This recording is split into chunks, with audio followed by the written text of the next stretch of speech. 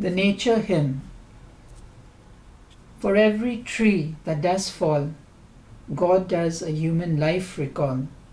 For every leaf that does decay, a human life ends its saddened day. For every sapling that meets the sun, God creates a human daughter or son. For every tree that is spared, God's love is freely spread and shed. For every forest that is conserved, the human race will be longer preserved. For every person who loves nature, the human race will evolve in its stature. As all creatures rejoice and sing the nature hymn, we are left with no choice but sing praises to Him.